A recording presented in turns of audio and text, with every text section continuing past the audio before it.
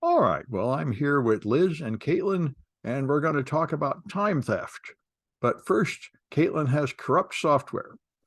Yes, so it turns out that the FAA had a software glitch that grounded all aircraft in the United States for quite a while on Wednesday. It's part of the NOTAM system. So let me pull up the article here. This is from NBC News, and this is articles by Jay Blackman and Corky Siemazko.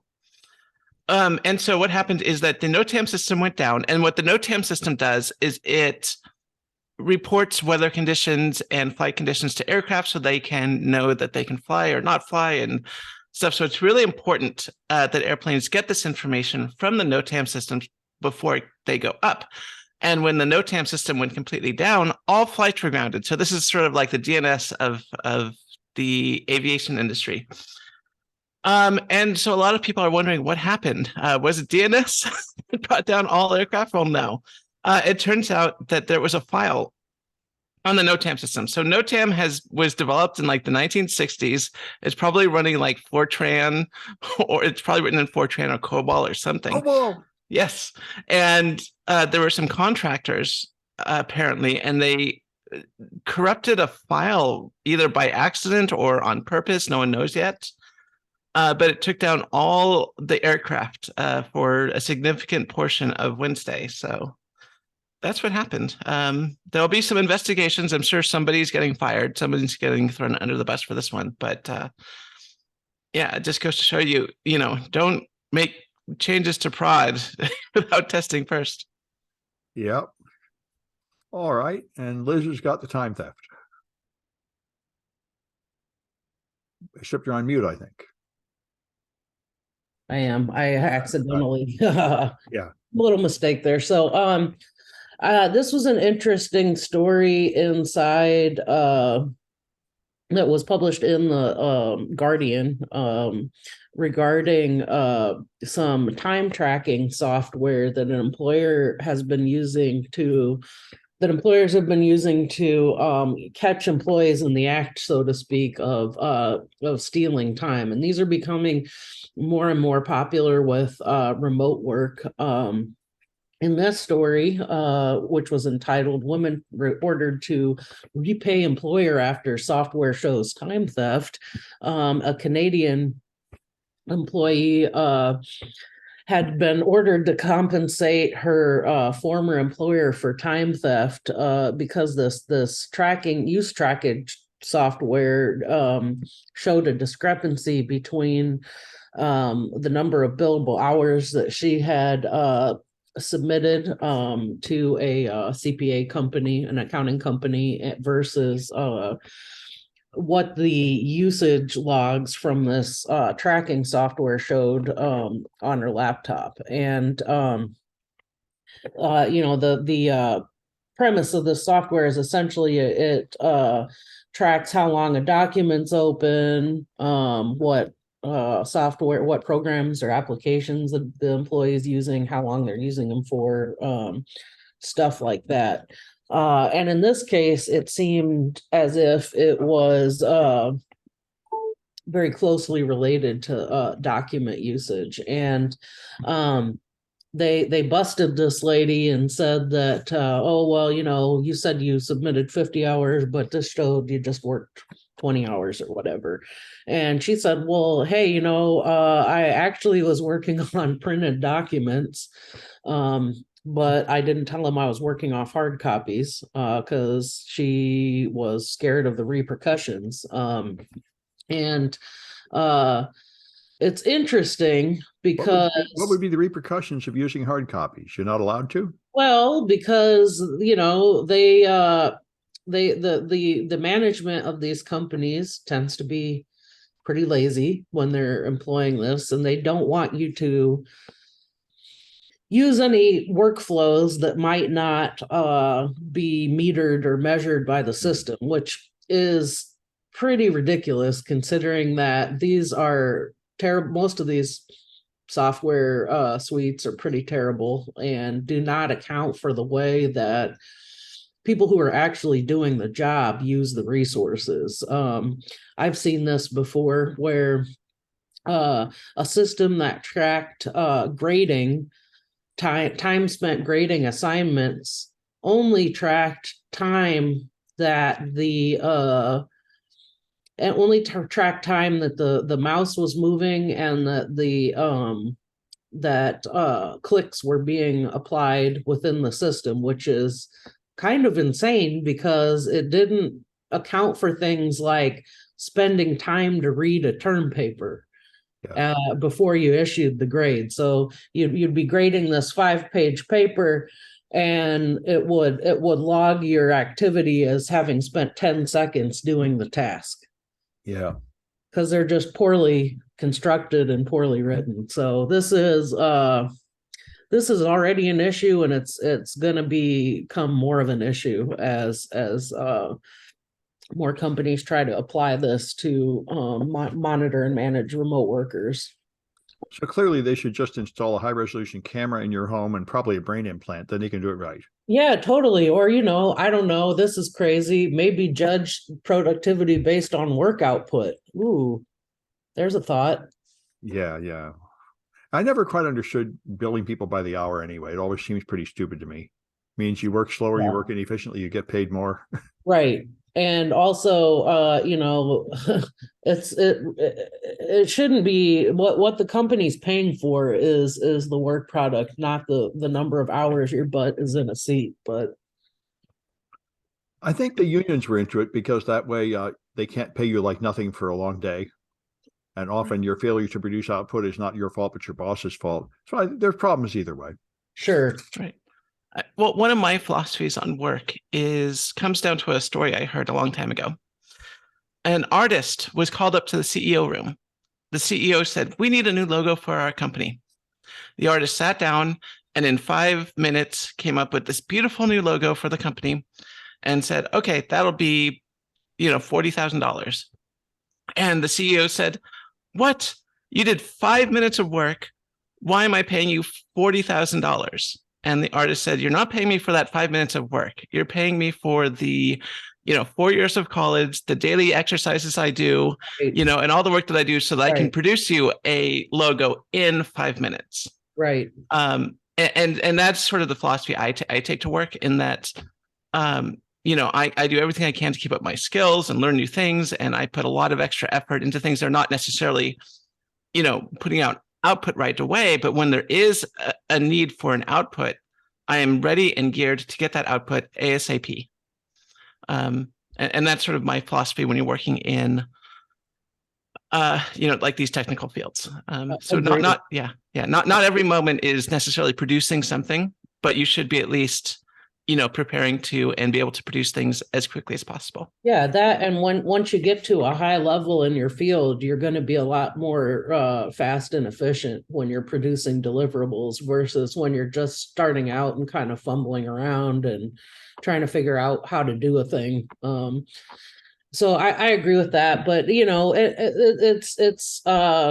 I understand too, companies have a vested interest in making sure that they're, that they're getting what they pay for, so to speak, in terms of employee time. But, this isn't just an issue with remote workers. I had seen a story within the last couple of weeks about somebody had posted a notice from their employer who had mounted fingerprint scanners on the bathroom stalls at work, and posted a notice to everybody that if you exceeded 2.5 minutes in the bathroom stall every day, your salary would be docked, and if you exceeded 10 minutes a day, you might get fired. So, I mean, a bad employer is going to be a bad employer, and a poor manager is going to be a poor manager. And in places like this, it's usually best to move on to greener pastures if you possibly can. Yeah. Yeah. All right. And so anyway, I got a simple article here about AI. AI is really raging ahead. I think I just heard Scott Galloway say the next year everything's going to be AI, which I think is true. Everyone's going to throw money into it. And it is getting amazing. Apparently, the voices that you hear when it says ask you questions, those are not just pre-recorded anymore. Those are text to speech. And the text to speech is very good. It can read arbitrary text and make it sound good. And it does that based on tons of training data that's recorded in recording studios. But now, based on all that previous training, Microsoft's new tool only needs 3 seconds of your voice to mimic your voice and say arbitrary things. Because I guess it can just take the variation between your voice and a standard voice, and it really knows what a standard voice is. So it can just mix together the standard samples it has easily to simulate you. So that would mean the deepfake problem, which didn't seem to turn out to be as bad as we thought, is probably going to be a lot worse. It seems like you could pretty easily then make a spam bot that would call you on the phone and really sound like somebody. That's amazing. I remember just like 4 years ago when we were in China, Baidu showing us their translator device, and they were able to do this with 20 seconds of talking. And so the fact that it's down to 3 is really kind of wild in that short of a time. Yeah, I didn't remember Baidu doing that. I remember they had the Chinese to English translators that worked. I thought that was pretty awesome. That was one of their engineers was explaining that was actually part of the that was related to the research that they had been doing in this area, where the part of the reason they were really encouraging people to use them was to collect, because when you speak into it in English, you're generating training data for the AI. So what we clearly need is to have an AI element in the podcast. One of us should be a completely synthetic robot, scanning the headlines, commenting on them. That would be pretty cool. And I think Chat GPT is up to writing the copy. I'm sure that there are enterprise and college administrators right now rubbing their greasy paws together and thinking, we can really get rid of all these nasty teachers for good now. I think I've heard that there is already a news service which is completely robots, selecting articles, condensing them, writing summaries of them, and post-publishing, all completely automated. I should find out which one it is and see how good it is. Anyway, that's the brave new world. So let's go back to Caitlin, who has got information about the drought, which contradicts what I've been hearing about the drought. Well, not really. So California has been in a pretty bad drought for a while now. And then all of a sudden,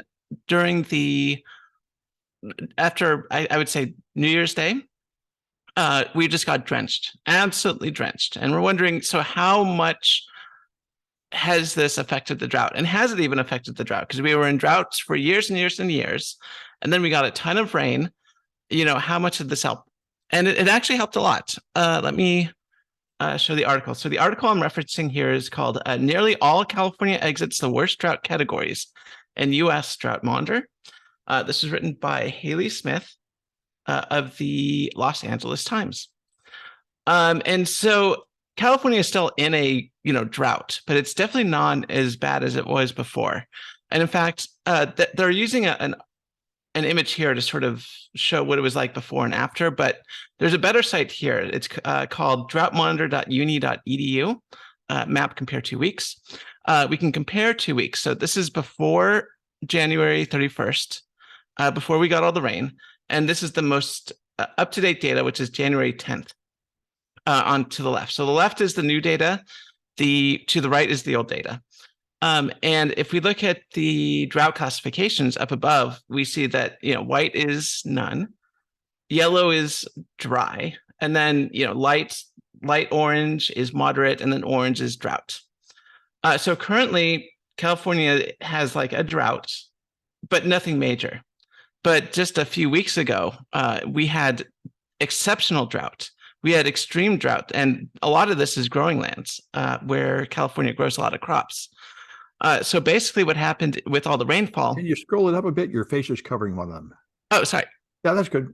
That's good. I'm sorry about that. Yeah. So basically what happened is that, so before the rainfall, so the map to the right is what it looked like. So there was extreme drought, especially in the central California. After the drought, which is here to the left, it shows that it's just regular drought. So we're still a little dry. We could use some more water. But all the extreme categories of drought have been eliminated from California. Just to due to the one massive amount of rainfall that we've had over the past 2 weeks. It sounds good, but is it going to last? I mean, if Probably not. Yeah. Probably not. I think this was sort of an anomaly, but yeah, I it's wonder how they measure it, because what I've heard is if you get it all at once like this, it just runs off and goes somewhere not helpful and washes away the topsoil and things like that. yeah. So there's also a lot of snowpack as well, which is what we really want. Well, that's good. Yeah. All right. All right. And so Liz has got Airbus Yes. automated jets. Just So what- this is an article in the Register. self-driving entitled- jets. Yeah, entitled "Surely You Can't Be Serious." Airbus close to landing fully automated passenger jets, and the subtitle is "Dragonfly," which is the name of the product, designed to land and taxi when the pilot is incapacitated or maybe just busy. So this subsidiary of Airbus has developed an autonomous system to route a plane to the nearest airport and land it and taxi in case the pilots are incapacitated or as the article mentioned, maybe just busy. Now they didn't go into how the plane's going to communicate with air traffic controllers to make sure that they're cleared for landing, and They'll clearly use that synthesized voice. yeah, how to pick the runway and stuff like that. And hopefully this is going to be better tech than the autonomous driving systems for ground-based vehicles, land vehicles, but we'll see. Well, you know, Tesla just caused that 8-car pileup on the Bay Bridge a week ago. Yeah. It was the Tesla that, as they did, just decided to stop dead on the freeway for no reason. Right. And so they say they're in the final 3 months of testing for this. So Well, I don't you know, know. I know that there was recently a push to allow a change in FAA regulations to allow only one pilot, which I think is a mistake. But soon 0 pilots. yeah, exactly. Well, you know, I was going to say this is terrible. And then I remember when I couldn't go to a conference because that day, I think it was a Korean airliner, just missed the runway at SSO and crashed. And they said there was no fog, there was no breakdown. The pilot just didn't know what they were doing and just crashed the plane. Sure. So maybe your AI failure rate does not have to be 0 to be better than a human. Maybe it'll be an improvement, but let's hope the AI doesn't get depressed or homicidal. I know. Well, the other thing is, of course, the one thing I've seen a lot of people talking about all the Tesla crashes, but I would like to see an analysis. Do they crash more than humans? Because humans are pretty terrible, especially the humans. I've noticed many humans are not in their lane. And Yeah. And somebody was telling me that they checked, and most of those people not in their lane really are texting. Like a lot of people really are texting while driving. I saw somebody reading a whole book on the freeway, getting ready to get on the Bay Bridge the other day while the car was driving itself, I guess. And I'm just like, hands off the steering wheel, book up in front of the windshield and everything. And I'm like, this can't be good. Oh, I saw an update. I'm not sure if it's proposed or already out there, that if you have Tesla self-driving and you already have 10,000 hours of it, then it'll no longer force you to keep your hands on the wheel. It'll say, well, you know how to use it by now. I was also I wasn't sure if I was more startled by that or the fact that the person was reading an actual physical book. Yeah. But Yeah. hopefully this technology enables better safety and not, for example, an ability to hijack the plane by wire. Oh, that would be fun too. All right. So many good things to look forward to. All right. And so anyway, I was very pleased to see my alma mater, the Federal Trade Commission, doing the right thing, which is they need to do this. The FTC has been pretty ineffective lately, but they've decided to target non-compete clauses, which I don't know if they can do it legally, but that certainly is a very good thing to do. Now, what I've heard is that non-compete clauses are not legal in California, but they're legal a lot of the rest of the nation. And anyway, this means people are basically trapped. You work at a company and you cannot leave and take a better job elsewhere. You cannot make a startup. You have to do a whole different industry, so you can't apply your skills somewhere else. It does seem insane. It's essentially indentured servitude or something. So anyway, I'm glad to see them attacking it, and I hope they do manage to get rid of it. That always sounded like a terrible thing. And of course, it hurts innovation. It hurts people, hurts competition. It just seems like a ridiculous idea. I don't know why we were ever able to do it anyway. Anyway, let's go back to Caitlin, who's got those guys actually got stranded on the ISS. Yeah, so we had some stranded astronauts, or I should say cosmonauts, on the ISS recently. And there appears to be a solution. So The Guardian has an article entitled Russia to Launch Mission to Rescue Stranded ISS Crew After Meteorite Strike. And this was written by, I don't know, written by written by The Guardian.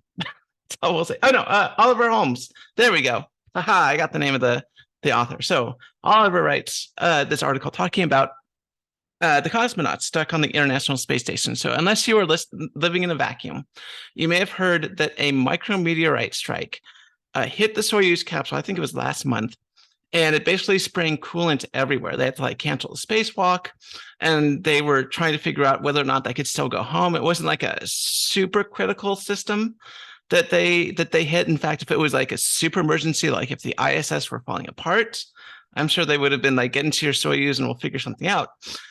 But they have since determined that the Soyuz is unfit is no longer spaceworthy. So the Russians are going to be sending up a new Soyuz to take them home. There is a emergency escape vehicle on the ISS, which currently is a SpaceX Dragon. It can fit 4 people, but that's not everyone on the ISS. But yeah, Russia decided to send up their own, and that's how they are resolving the situation. So no one. So for some period of time, there's not enough capacity to evacuate everybody off the ISS. Apparently, yes. That's but the not thing is, good. well, no. I mean, the thing is that at least not. Yeah, it's not good. Yeah. All right. And so Liz has got the transit police. Yeah, this is kind of a tough story here where hackers targeted the Bay Area Rapid Transit, known locally as BART. Well, BART has its own set of cops. There are BART police that are supposed to theoretically keep people safe while they're riding the trains. We sure need more of that. Mixed results on the effectiveness there. And some hackers hit them and ransomwared their system, and essentially they published more than 120,000 files on their website. And you don't really know when this happened, when the breach happened, or and haven't talked too much about the mechanism here. This was an article in NBC, so it's not super technical, but some of this data that was published has some pretty sensitive info. One of the things mentioned in the article was that there were at least 6 unredacted reports of child abuse that included names and birth dates and other PII in the report. So that's really, really, really unfortunate due to confidentiality on things of sort of that level of sensitive nature, but also sensitive mental health info, other stuff like that, because BART didn't pay the ransomware, which that's a lot of the time that's the advice, is don't pay it, because you're really just going to be setting yourself up for continued attacks once they realize that you're a lucrative target and you're just going to pay. Now, some agencies and companies do just go ahead and pay the money. So it just depends, but we got a long way to go in securing these public entities. They fail the audits all the time. Yeah. Yeah. All right. And so anyway, we're going to have digital ID cards in California soon. According to Gavin Newsom, in a matter of months, they're going to have a digital ID card you can put in your phone, in your Apple Wallet, and I think also on Android, like a credit card. So we'll see what comes of that. It sounds actually not like a bad idea, I guess. It will depend on the details of how it's implemented. But I'm surprised we're rushing it into it so fast. The one thing I do not see is what is the huge benefit that makes anybody bother to do this? The existing system of physical cards seems okay. That's what I was wondering. Yeah, I mean, it seems like a meaningless stunt, like when they made the passports have RFID. Yeah, this is like a solution in search of a problem here. Yeah, that was my feeling. I don't quite know what the benefit is. I mean, anyway. My initial thought is that this is gonna lead to a lot more instances of handing your phone over to cops or other authorities when it's unlocked to show them your digital ID, which doesn't seem great. Yeah, that's one of the issues. Yeah, absolutely. All right. And I threw in another one that came up in a different chat with you folks earlier. I thought it was interesting, where the GOP wants to pass a bill saying that American embassies and official places have to only fly the American flag and not some other flag like a rainbow flag or a Black Lives Matter flag. And people are saying this is terrible. And I say, I actually don't think that's terrible. I think something like an embassy is just an outlet of the U.S. government and should just have the standard label indicating this is a U.S. location and nothing else. That seems reasonable to me. Otherwise, it's suggesting that it has some secondary purpose which does not apply to all Americans. And it's sort of like airing our dirty laundry in public. I just think, especially to outsiders, you just want to label something American, and that's the only label it should have if it's an official American outpost. It shouldn't be a certain type of American, but not that other type of American. So there's some more context you need to know. This is a act put forward by Marjorie Taylor Greene, and it is specifically targeting Black Lives Matter and gay pride flags, and is under the guise of, we should only fly the American flag, and so this is highly racist and bigoted in nature, and this is not motivated by a strict guideline of what embassies should and shouldn't do, but rather it was very much motivated by people that dislike Black Lives Matter. The authors of the bill called Black Lives Matter a terrorist group. They also sort of implied that gays are also a terrorist group, and so. I mean, yes, certainly there's a discussion about, what kind of stuff is appropriate for, for an American embassy, to display. But unfortunately, this bill is rife with dog whistling, and its purpose is very clear. It is designed to hurt gay people, and it's designed to hurt Black people. So I cannot support it in any way. So well, this is how bipartisanship works. You find something that is okay and that the other side can get along with, and of course they want to do it for awful reasons, but that's kind of like an ad hominem attack. The result doesn't seem wrong to me here, even though the method that they're using to get there is the one I don't like. I disagree. I think hurting Black people, hurting Black Lives Matter, hurting gay people, making them less visible, I think that's kind of harmful. I don't think that's a good solution. And I also have a belief that compromise is great, but compromise in every situation is not an ideal solution, and particularly when you're dealing with bigots. In this case, like I said, if this were a different circumstance, if this were just regulations of people, and I knew everyone on every side didn't have a beef with like Black Lives Matter or with anything, we can have a discussion. But it's the same thing about having like a discussion about states' rights. Certainly we all agree that states' rights are good, but the people who make arguments for states' rights are almost always bigots. And so that just shuts down the conversation. And it's just a dog whistle.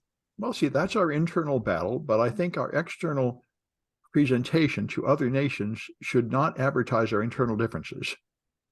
I think it's counterproductive.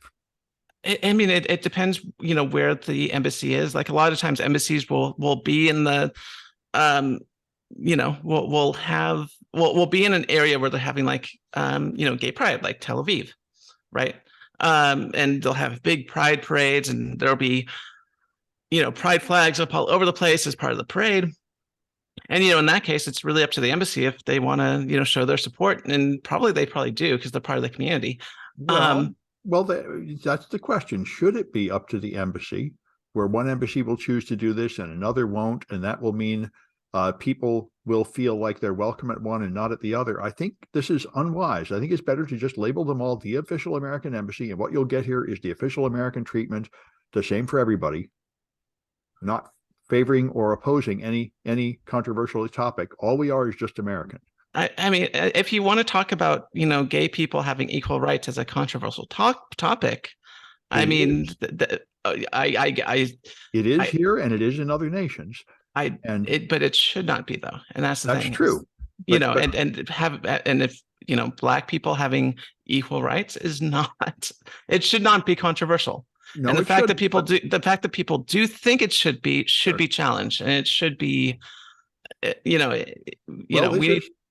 the idealistic Democratic kind of position, that you want to like make a symbolic statement all over the place. But anyway, I think it would make more sense to just label it as American. I have another angle, which is this is the kind of crap that makes me want a refund on my tax dollars, because I don't understand why this is a priority that even worthy of wasting resources, time, and government money on, when we have so many other issues to address. Well, it is, of course, a priority because we, in fact, are fighting about whether gay people and Black people deserve rights in America. And that's where it's a shame that this issue does come up. It is, but I also think a lot of this stuff is really performative, even when it's done in a positive way. Yeah. And I'm not entirely sure that flying a rainbow flag on a foreign embassy is going to yield more civil rights, more equality and civil rights here in the United States, which is our greatest sphere of influence. I like seeing government buildings lit up with rainbow lights, and I think representation is important. However, again, I think a lot of this stuff's performative, and I think it distracts. I think it serves as a distraction from other more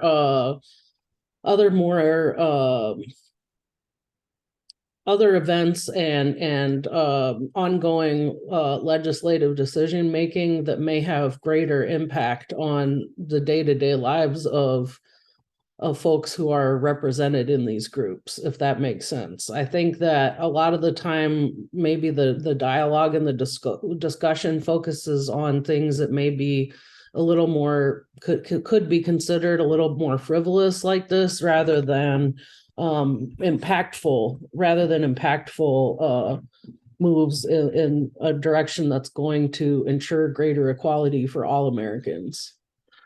Right. And like I said, this is highly tied to Marjorie Taylor Greene. This is dog whistling. This is one of those clear-cut cases of people legislating, hate into law.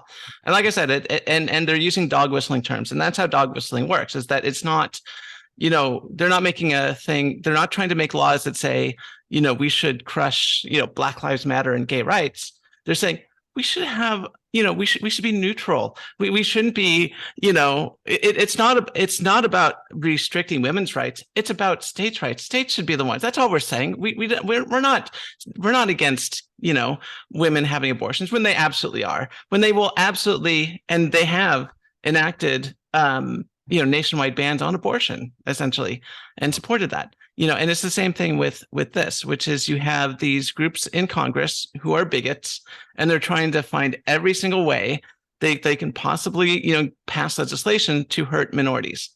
And this is, what they're doing. And this is the purpose of this bill specifically. But one thing I've been hearing a lot is that Marjorie Taylor Greene is now the big Republican thought leader. She has really come out on top of this, and people are really seeing her as a powerful figure on the Republican side now. So we should get used to it. That's not encouraging at all. Yeah, I know. Yeah, like I said, whether or not, embassies should be flying any other flag other than the United States flag is a moot point. That's the dog whistle. That's what they're trying to make it seem like this is about, when it's not really. And that's why we need to really oppose this bill. It is not about being neutral or having proper decorum at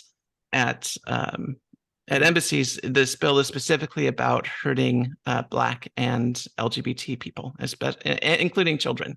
So It's there are many layers of everything. It reminds me of a similar argument. I mean, one thing you could say is what we should be doing is representing American values and encouraging gay people in other countries to see America as a place of freedom. So you can, to some extent, America is a symbol, and we affect other nations. You can see the January 8 in Brazil to see how much other nations absolutely imitate us, our bad side and our good side. And it reminds me of another issue that keeps coming up, which is the president just supposed to pass good laws, or is the president supposed to exemplify moral values?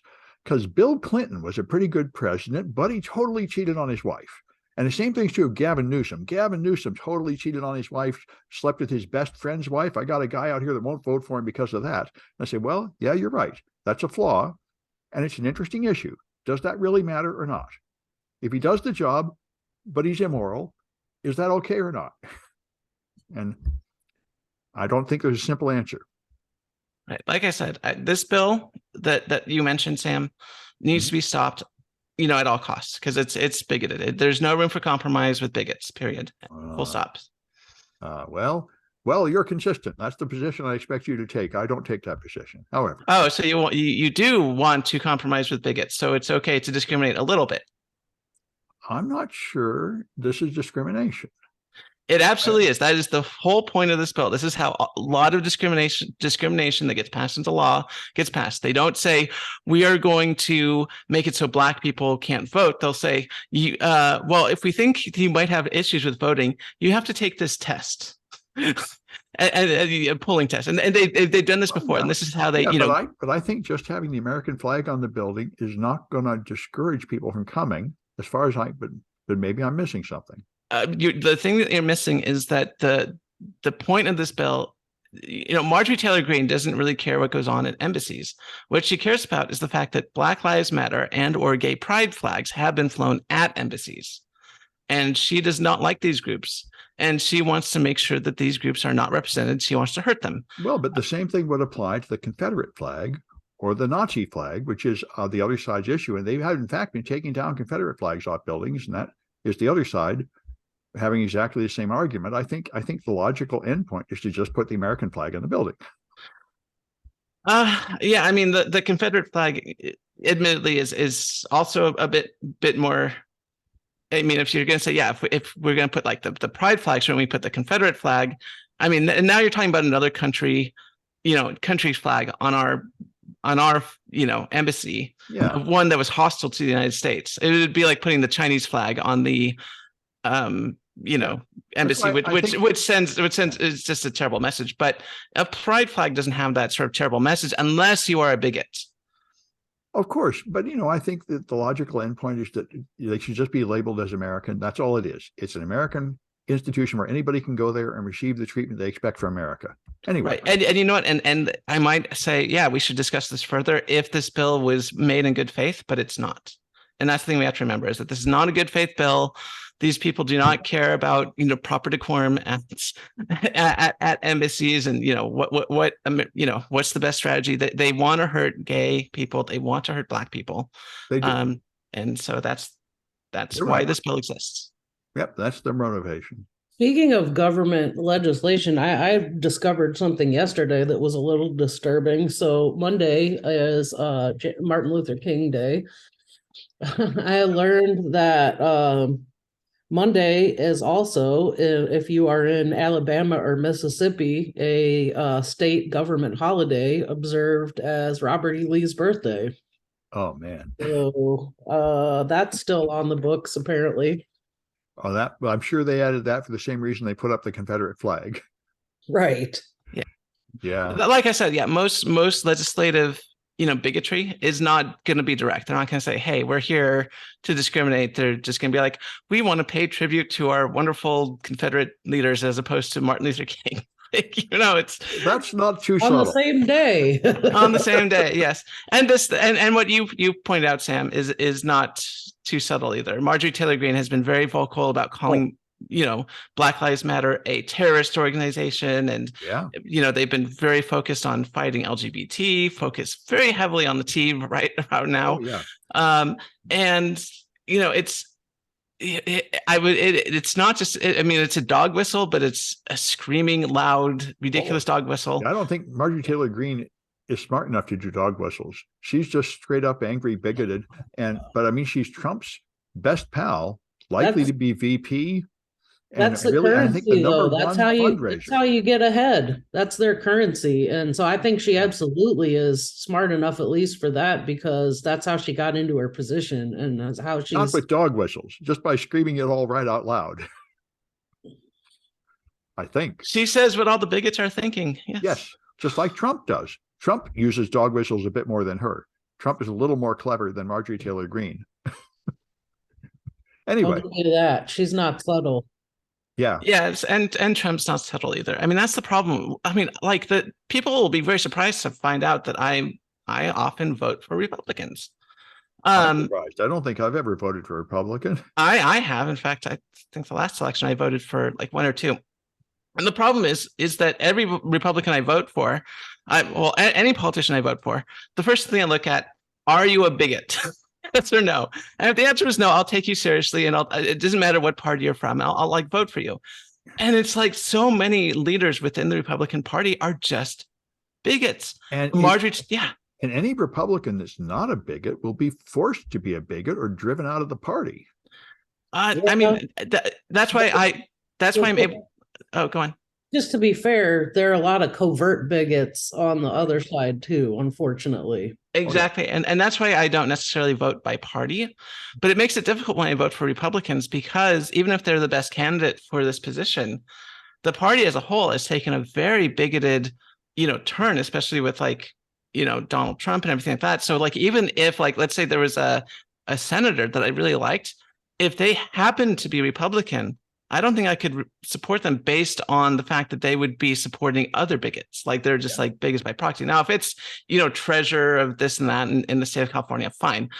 If you're the best qualified, you get the job.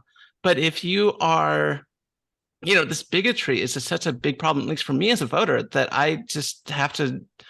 Well, I mean, look at our last presidential election. We had our choice between two bigots, and that's, to me, is one of the most disturbing aspects of our current political landscape, is that those were the options we had, was bigot number one or bigot number two. But and they're not the same.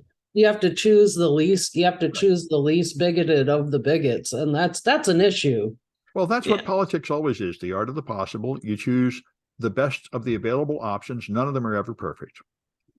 Yeah, I've gotten over the whole, oh my gosh, we're voting for the least worst person ever. Like, yeah, it'd be great if we had our ideal candidate all the time, but that's not the way democracies work. Yeah. Well, that's the way parliaments work more. Yeah. If we were a parliamentary system, we would have a dozen parties and you could vote for one that was just what you wanted, but they would then have to form a coalition with others and water it down to where, again, it would not really be the position you want. Right. Right. And as far as our current president being a bigot, I mean, it seems like, at least for me, his positions have changed over the years significantly. Yeah. And so you could definitely point to places where he's definitely been a bigot in the past, but people change, and I'm not gonna, it's definitely not, our current president is not the raving bigot that our last president was. And I think changing over time, it seemed almost like Trump got worse over time, and maybe was less of a bigot 20 years ago versus now, and who knows how much of that is sincere personal belief, and how much of that is a tool to I think a lot of the time what I'm seeing is a lot of intentional othering in politics, so that driving the bigotry, driving the hate, leads to an odd sense of community among certain groups and political factions. And I think that these politicians leverage that mightily to bring people into the fold and get them feeling like they're on the righteous path or whatever, which is, it seems like there's been a big escalation of that over the last decade or so. Yes. As There- our country splits, we're splitting into two teams, and now it's really just holding up a flag for which team you're on. Right. But there's also this feedback loop that we seem to have found ourselves in, where we have these groups of people that sort of recycle, talking points between themselves, and it becomes this big feedback loop. Like you have, Fox News getting to viewers, going to the president, who then watches more Fox News, and you get these like giant feedback loops. Yeah. And it causes extremism. And people are not aware they need to get out of that loop and sort of maybe take a more neutral view of what's going on in politics. But our politicians get wrapped up into it. The voters get wrapped up into it. I mean, I don't see any easy way out other than like massively improving the media literacy of like every American. Well, it seems like Trump is just going to fizzle out through going out of fashion without any dramatic incident ending him. I'm hoping that's what happens anyway. This extremism might possibly abate without a clear push to stop it. I would argue that Trump is not the cause, but rather a symptom of the feedback loop that I was talking about. Well, maybe, but I think the Republicans are going to, I think Republicans are going to crash and burn and get better. I think they're going to lose, because what they're doing now in Congress is ridiculous. They're going to lose voters. They're not going to win them, and they're going to lose more elections until they sort of fall apart and have to change their party. I think they really needed a leader, and they don't have one. Yeah. I mean, currently right now, the projections for the Republican Party do not look good. Particularly because of the feedback loop. Like they have the feedback loop, and a lot of people looking out on this feedback loop see what's going on. They see the extremism. They see, the as you pointed out, the thought leaders of like Marjorie Taylor Greene. Yeah. With her wonderful GED that she took like 3 times to get or something like that. But she, people are seeing that, and it used to be that you would grow more conservative as you aged, but now as people are growing up and they're seeing what's going on with these conservatives, it's very clear that the old tactics of, yeah, we're bigots, but we're nice, isn't working, because it's just the masks off. Everyone sees what's going on, and the younger people, know not to get caught in that loop. So the Republicans, are definitely going to have issues in the next, within about 10 years, I would say they're going to really start having issues. Yeah, I no longer feel like the country is going to become a Nazi hellscape that you have to flee from. I think this swing towards the right has pretty much hit its end and is going to come back. I don't know. I think there's going to be some rough waters ahead. Yeah. I don't think that this is necessarily over. I think that a lot of politicians have seen that there is an appetite for fascism within the United States, and they are going to continue to try to exploit that. And some are going to be smarter than Trump. And that can cause a problem. And also you have to remember too that the Trump administration severely altered the state of sort of politics as a whole within the U.S. government through like the Supreme Court, for example. Yeah. That's going to be with us. Yeah, that's going to be with us for decades. So I'm not entirely convinced that, now Trump is gone, everything's going to be fine. We're in sort of a lull period where. I think we're not going to get much worse, which is what I was afraid a few years ago. We were actually going to turn into a Nazi state and start killing the Jews and the teachers, and I'd have to flee. I don't think that's likely anymore. I mean, it didn't seem likely, 7 years ago either. That's true. Yeah. So the fact is nobody is above it, and it is always a possibility. Yeah, and that's something that really did not strike home with Americans after World War II was that it could happen here, and what would it look like if it happened here? I didn't think it could happen here. Now Yeah. I know it can happen here. It can, and people are aware it can. And then if there's any sort of silver lining from what happened over the past 6 years, it is that we now know as Americans we are not safe from fascism, that we absolutely need people like Antifa to, blow the whistle when they see things that look fascist. And we should be paying attention to that when they do say things are fascist. Certainly need to stop it. Yep, and we need to be vigilant as civilians to, stop fascism. And there's no cure. You just have to keep pushing against it. It will keep coming up like a fire that's burning underground. Yep, and you shouldn't feel secure that, oh, I'm on the left or I'm on the right. It can come from any side. Any side can be fascist. Oh yeah. Just look out for those warning signs. Look out for, liars. And there are signs of fascism. We can do another podcast on, what fascism looks like. But yeah, just be able to look out. Books and such. Yep. All right. Well, I think that's it for this one, and we'll be back on Tuesday.